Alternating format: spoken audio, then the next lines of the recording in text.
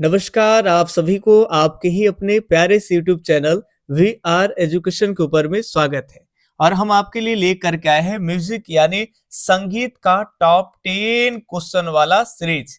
ऐसे 10 क्वेश्चन जो कि वीवीआई टाइप के हैं, जो बार बार आपके बोर्ड परीक्षा में पूछे गए प्रश्न हो, वैसे ही प्रश्नों का सीरीज हम आपको चला रहे हैं। तो प्लेलिस्ट में आप चेक कर सकते हैं, बस एक ही वीडियो अभी इससे पहले डाले हैं और आज के सीरीज का ये आपका सेकेंड सीरीज होने वाले हैं। तो इसमें हम 11 से लेकर करके और 21 प्रश्न तक हम आपको कराएंगे, ठीक है। तो चलिए बिना समय गवाए हुए आज के बेहद हल्के प्रश्नों से आपकी स्टार्टिंग है। एकदम आराम से देखे खूबसूरत सा प्रश्न संगीत से। भाई संगीत किसे कहते हैं? गायन को, नृत्य को, वादन को या फिर तीनों के मेल को? तो जो लोग केवल गायन को समझ रहे संगीत, गलत बात। केवल नृत्य को नहीं कहते, केवल वादन को भी नहीं कहेंगे, तो तीनों अगर मिलेगा तो तीनों के सम्मिश्रण कहो या समग्र रूप को कहो या फिर तीनों के मेल को कहो, एक ही बात है भाई। तो तीनों के मेल को क्या कहते हैं? संगीत। हाँ, वर्तमान में भले ही अगर बात कर लेंगे तो अब अपना अपना सबका एक स्वतंत्र अस्तित्व है। गायन का एक अपना स्वतंत्र अस्तित्व है, नृत्य का भी स्वतंत्र अस्तित्व है, वादन का भी है। सबका परफॉर्मेंस जो है वो इंडिविजुअल दिया जा सकता है, बट पहले प्राचीन समय में तीनों का जो है वो परफॉर्मेंस एक साथ होता था। खैर जो भी हो, तो तीनों के सम्मिश्रण को हम क्या कहते हैं या मेल को क्या कहेंगे? संगीत। तो ये आपके 11 का डी उत्तर राइट है। अगले सवाल की तरफ बढ़ते हैं। काफी हल्के हल्के प्रश्न हैं, तो एकदम हल्का समझ के आपको एकदम भागना भी नहीं है, और जिनको भारी लग रहा है तो उनको भारी भी नहीं समझना है, एकदम बना के रहेंगे, आगे आपको समझ में आएगा। नाद किसे कहते हैं? बताइए, नाद के बारे में आप लोग पढ़े होंगे, तो नाद कहते किसको है? ध्वनि को नाद कहते हैं, या फिर संगीत में उपयोग होने वाले ध्वनि को नाद कहते हैं, मधुर ध्वनि को नाद कहते हैं, या फिर गायन ध्वनि को नाद कहते हैं। तो ध्यान से सुनिएंगे बात को, जो संगीत में उपयोग होने वाली जो ध्वनि है उसे ही क्या कहते हैं? तो नाद कहते हैं। उसे क्या कहते हैं? नाद कहते हैं। तो ये आपके 12 का बी उत्तर एकदम राइट है। बढ़ते हैं 13 नंबर प्रश्न से, और नाद से ये और काफी हल्का प्रश्न आ गया आपके सामने। नाद के मुख्य कितने प्रकार माने जाते हैं? बीच में कुछ मॉडरेट टाइप के भी प्रश्न आएंगे, इसलिए सीरीज में बने रहेंगे, और जैसे जैसे सीरीज आगे जाएंगे वैसे वैसे क्वेश्चन का लेवल भागता चला जाएगा, ठीक है। चलिए, पहले है आपका नाद के मुख्य कितने प्रकार माने गए हैं? 1 या फिर 3 या फिर 2 या फिर आपके 4? तो सब लोग अब तो जानते ही होंगे कि नाद के मुख्यतः 2 प्रकार होते हैं। नाद के कितने प्रकार होते हैं? तो 2 प्रकार होते हैं, आहत नाद और अनाहत नाद, ठीक है। चलिए, अब हम बढ़ते हैं अगले सवाल के तरफ में। नाद के प्रकार हो गए आपके, या फिर भेद जो भी कह लीजिए। अब नाद के आप लक्षण या विशेषताएं बताएं कि नाद के लक्षण या विशेषताएं माने गए हैं कितने? 1 माने गए हैं, 3 माने गए हैं, या फिर 4 माने गए हैं, या फिर 5 माने गए? फटाफट से आप अपना उत्तर देंगे कि नाद के लक्षण कितने हैं, ठीक है। काफी हल्के भी प्रश्न आपको ध्यान देना है। कई बार बच्चों से भारी प्रश्न तो गौर करके, कंसंट्रेट करके, धैर्य बना के कर लेते हैं, सूझबूझ करके, ये होगा, ये होगा, ये ऑप्शन नहीं होगा, ये होगा, लेकिन हल्के में जल्द मारने के वजह से वो गलत कर जाते हैं, बाद में याद आता है। तो इसलिए सब पे आपको धैर्य बना के रहना है, ठीक है। चलिए, नाद के कितने लक्षण होते हैं? तो सब जानते हो कि नाद के 3 लक्षण होते हैं, ठीक है। जो नोट डाउन करना चाहते हैं वो लिख सकते हैं। नाद के पहले लक्षण की बात कर लेंगे तो नाद की ऊंचाई और निचाई, दूसरे नाद का छोटा बड़ापन, और तीसरे की बात कर लेंगे तो नाद की जाति अथवा गुण। ये 3 नाद की क्या है? तो विशेषताएं, ठीक है। चलिए, नेक्स्ट क्वेश्चन की तरफ बढ़ते हैं, और ये काफी बढ़िया सा प्रश्न है नाद से।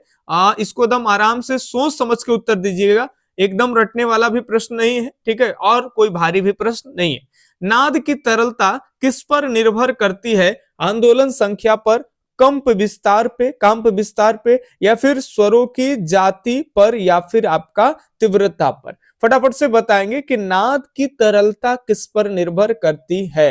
तो देखिए, नाद की जो तरलता होती है वो नाद की स्वर की आंदोलन संख्या पर निर्भर करेगी। आंदोलन संख्या जैसे सबका है, जैसे अगर हम सा है तो सा हो गया, इसके बाद रे है, सा की कितने हैं 240 है, रे के कितने हैं तो 270 है, सा रे ग ग की कितने हैं आपका आंदोलन संख्या तो ये है आपके 300। जैसे जैसे आंदोलन संख्या बढ़ती जाएगी वैसे वैसे नाद की जो तरलता है वो भी क्या होगी तो बढ़ती जाएगी, और जैसे जैसे ऊपर से नीचे की ओर आएंगे वैसे वैसे नाद की तरलता भी कमती है। तो ये डिपेंड करता है नाद की आंदोलन संख्या पे, ठीक है। तो बी ए उत्तर एकदम आपके राइट हो जाएंगे। अब हम बढ़ते हैं अगले सवाल की तरफ। ये 15 प्रश्न हो गए आज की सीरीज का। अच्छा, एक बात और कहना चाहेंगे कि जो बच्चे परेशान हैं क्या पढ़े कैसे पढ़े, हमको एक साथ काफी सारा 10 क्वेश्चन थोड़ा थोड़ा करके काम नहीं चलेगा। हमको ऐसा लग रहा है हम सेल्फ स्टडी वाले बच्चे हैं और एक साथ काफी सारे ऑब्जेक्टिव मिल जाए तो बहुत सारे ऑब्जेक्टिव हम आपको दे सकते हैं। जैसे आप देख सकते हैं इस तरह से स्क्रीन पे कि ये किसी बच्चों को, हमारे यहाँ ऑफलाइन के बच्चे हैं जिनको ये मटेरियल जो है वो दिया गया था, जिसमें आप देख रहे हैं कि वो अपना सही उत्तर वगैरह लगा करके सेट की तरह उनको मिला था, और एक पेज में दोनों तरफ मिला करके तकरीबन 40 प्लस क्वेश्चन जो है वो है इसमें, ठीक है। आंसर भी साथ में दिया गया होगा और बच्चे बहुत बढ़िया से एनालिसिस किया है, जहां उसका गलत है वो रेड से वो सिंबल लगा लिया है अपना, और उसके बाद जब भी आगे सेट बनाता है उसको गलत जो हुआ है उसको एक एक बार देखते जाता है। वैसे उसकी तैयारी काफी अच्छी हो गई है, और यदि आप ऐसा चाहते हो कि हम भी इस तरह से मॉक टेस्ट टाइप का ले सकते हैं तो आपको बस 99 रुपीज में आपको दिए जाएंगे। चाहे आप चाहे आप बीपीएससी के लिए चाहे एसटीईटी के लिए ले रहे हैं या फिर 12th क्लास में आपका म्यूजिक है उसके लिए ले रहे हैं, म्यूजिक संगीत में कहीं भी किसी भी अदर स्टेट के लिए मान लेते हैं उत्तर प्रदेश में, या फिर आप कोई भी म्यूजिक का केवीएस से लेकर के दुनिया जहान कहीं भी संगीत में बैठ रहे हैं, सारा सिलेबस सेम ही होता है, ठीक है। तो काफी सारे प्रश्न आपको जो है 500 के आसपास आपको ऑब्जेक्टिव दिए जाएंगे, ठीक है, पीवाईक्यू दिए जाएंगे। इसी तरह से आप फोटो कॉपी के दुकान पे जाके निकलवा लेंगे, मात्र आपको वही 20 से 30 रुपया जो भी हो वो आपको लेंगे और पीवाईक्यू आपको दे देंगे। प्लस में आपको नोट्स भी दिए जाएंगे, नोट्स काफी बेहतरीन होगा। नोट्स के तौर पे आप देख सकते हैं कि एक फाइनल जो बुकलेट वाला जो नोट्स है वो बुक फॉर्मेट में आपको दिए जाएंगे, ठीक है। तो कंप्लीट रूप से अगर बुक और पीवाईक्यू दोनों साथ में लेंगे तो 199 में आपको कंप्लीट मिल जाए, ठीक है। इसके अलावे कोई भी डाउट वगैरह रहते हैं तो उसके लिए सारी आपको हेल्प किए जाएंगे व्हाट्सएप वगैरह ये सब पे, ठीक है। तो ये आपको 199 रुपया में पीवाईक्यू मिल जाएंगे, ठीक है। और प्लस में आपका मान के चलिए कि जो नोट्स फॉर्म में बुक टाइप का जो चीजें होते हैं वो सारे कुछ काफी डिटेल से उसमें अरंगी सारंगी सबका वर्गीकरण वगैरह सारा कुछ रहेगा, अबला तबला सबका वर्गीकरण, ये कौन सा भाग है वो कौन सा भाग है, सभी संगीतज्ञों के जीवनी वगैरह वो सारा नोट्स में आपको मिल जाएंगे, और सबका एक एक टॉपिक का आपको जो है वो एमसीक्यू प्रश्न भी मिल जाएंगे। चलिए वो अलग बात है, बहुत सारे लोग होते हैं जिनको समझ नहीं आता है क्या करें, तो वो आप काम कर लेंगे और फिर यूट्यूब पे किसी का भी वीडियो का कई क्वेश्चन आप देखेंगे तो सारा एमसीक्यू आपसे बनेगा, कहीं भी बाहर कुछ भी नहीं जाएगा, ठीक है। चलिए, मधुर ध्वनि को क्या कहते हैं? काफी बढ़िया सा सवाल है कि मधुर ध्वनि को क्या कहते हैं? श्रुति कहते हैं, अनाहत नाद कहते हैं, आहत नाद कहते हैं, या फिर नाद कहते हैं। सो संगीत में जो ध्वनि यूज होता है वो होता है मधुर ध्वनि। कार्कस ध्वनि जो सुनने में खराब लगे, ठीक है, हमेशा ज्यादा उतार चढ़ाव अनियमित टाइप के जो कंपन होते हैं वो नहीं होते। तो मधुर ध्वनि का प्रयोग यानी नियमित कंपन जो होते हैं वो मधुर ध्वनि उत्पन्न करता है, और उसी का प्रयोग संगीत में होता है, उसी को क्या कहते हैं? नाद, ठीक है। संगीत में उपयोग होने वाली ध्वनि को क्या कहते हैं? नाद, बस वही चीज है, ठीक है। 16 के डी उत्तर राइट हो जाएगा। अगले सवाल की तरफ बात कर लेंगे तो 17 नंबर सवाल है, हिंदुस्तानी संगीत में कितने थाट होते हैं? बताइए, हिंदुस्तानी संगीत में कितने थाट होते हैं? 12, 5, 10 या फिर 17? फटाफट से बताएंगे कि हिंदुस्तानी संगीत में थाटों की कुल संख्या कितने हैं। तो देखिए, हिंदुस्तानी संगीत की अगर हम बात कर लेंगे तो थाटों की जो संख्या होती है वो हिंदुस्तानी संगीत में थाटों की संख्या 10। क्योंकि हम उत्तर भारतीय संगीत उसी को हिंदुस्तानी संगीत के नाम से जानते हैं, तो उत्तर भारतीय संगीत में 10 थाट का प्रचलन है, भातखंडे जी वाला, ठीक है। बाकी अगर दक्षिण की बात कर लेंगे तो दक्षिण में 19 थाट माने जाते हैं। प्रश्न आ जाए कि दक्षिण में कितने थाट होते हैं, तो 19 थाट। और आपको जानकारी दे दे, आप नोट्स निकाल के देखेंगे तो वहां आपको मिल जाएंगे कि आपको रामा मात्य के बारे में पढ़ना है, जिनका नाम रामा था, और अमात्य मंत्री वगैरह का जो उपाधि है वो राज दरबार में मिलता है अमात्य के पद पे, तो वो रामामात्य हो गए।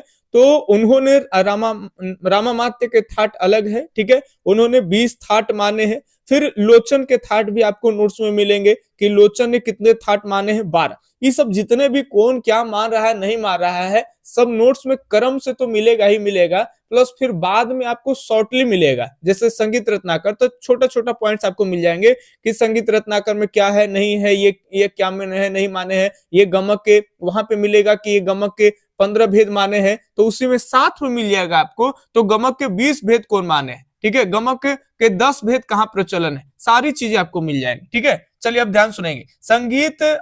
संगीत हिंदुस्तानी संगीत में कितने थाट है ये आपको बता दिए, 10 थाट का प्रचलन है। तो सी उत्तर एकदम आपके जनाब राइट हो जाएंगे। ठीक है, चलिए अगले सवाल की तरफ बात करते हैं। 12 नंबर प्रश्न, ठीक है, फयाज खां किस शैली के गायक है? फयाज खां बताइए कौन शैली के गायक हैं? धमार शैली के, ध्रुपद शैली के, तराना शैली के, या फिर इनमें से कोई नहीं? फटाफट से बताएंगे फयाज खां कौन शैली के गायक हैं। काफी बेहद इंपॉर्टेंट महत्वपूर्ण प्रश्न है कि फयाज खां कौन शैली के हैं, तो ये हो जाएंगे आपके ध्रुपद शैली के। कौन से शैली के? ध्रुपद शैली के, एकदम ध्यान में रखिएगा। ठीक है, चलिए अब 2 ही प्रश्न बच रहे हैं, कहीं जाने की जरूरत आपको नहीं है। अब देखिए भातखंडे जी से अभी कुछ देर पहले आपको बोले और प्रश्न आपका यहाँ आपके सामने। भातखंडे जी के अनुसार थाटों की संख्या कितनी है? 15 है, 6 है, 10 है, या 10 2 बार आ गया है। तो भातखंडे जी के अनुसार थाटों की जो संख्या है वो कितने हैं? तो 10 है। अच्छा, इस तरह से जहां भी छोटे छोटे भी मिसप्रिंट है, ये आपको देख के 2 जगह 10 है, कहीं कहीं पीडीएफ जो है वो बने हैं, तो अभी ऑफलाइन में बच्चों को देख करके और खुद से एक सेट हम भी लगा के चेक कर रहे हैं, कहीं कहीं मिसप्रिंट है वर्डिंग, या फिर कहीं कहीं एक ही ऑप्शन 2 बार है, तो ये सारे कुछ पीडीएफ में करेक्शन कर दिए जाएंगे। और यूट्यूब वाले जो बच्चों को दिए जा रहे हैं फिलहाल में, तो एकदम नीट एंड क्लीन दिए जा रहे हैं, वहां ना तो कोई आंसर आपको गलत मिलेगा, ठीक है, और ना ही आपको उसमें मिसप्रिंट मिलेगा। तो वो चीजें हमारे यहाँ आपको एक्स्ट्रा अच्छे मिलेंगे, उसमें कोई दिक्कत नहीं होगा। भातखंडे जी ने थाट कितने माने हैं? तो 10 थाट माने। ठीक है, तो ये सी या डी लगा दो, दोनों 10 है। अब बताइए ख्याल के कितने प्रकार हैं? ख्याल के कितने प्रकार हैं? 2 प्रकार है, या फिर 3 प्रकार है, 4 है, या फिर 7 है? ख्याल के कितने प्रकार हैं? सब लोग जानते हो ख्याल के 2 प्रकार होते हैं, छोटी ख्याल और बड़ी ख्याल। ठीक है, अच्छा ये बता दीजिए छोटी ख्याल के जो संस्थापक है वो किनको कहा जाता है? चलिए बड़ी ख्याल जो कठिन है वही हम बता देते हैं। बड़ी ख्याल के जो आविष्कारक माने जाते हैं वो कौन माने जाते हैं? तो हुसैन सरकी माने जाते हैं। कौन माने जाते हैं? हुसैन सरकी। जौनपुर का शासन, जौनपुरी राग की भी आविष्कारक उन्हीं के द्वारा किए जाते हैं। ठीक है, बड़ी ख्याल के आविष्कारक माने जाते हैं। तो छोटी ख्याल के आविष्कारक कौन है? बड़ा हल्का है, आप कमेंट में जरूर उत्तर दें। और लास्ट में अगर बने थे वीडियो को लाइक जरूर करेंगे। ठीक है, और चैनल सब्सक्राइब कर दीजिएगा। किसी तरह का कोई डाउट है तो आप अपना कमेंट बॉक्स में डाउट छोड़िएगा। बाकी मिलते हैं अगले दिन अगले वीडियो सीरीज में, तब तक के लिए धन्यवाद। जय हिंद, अल्लाह हाफिज, आपका दिन शुभ हो, राधे राधे।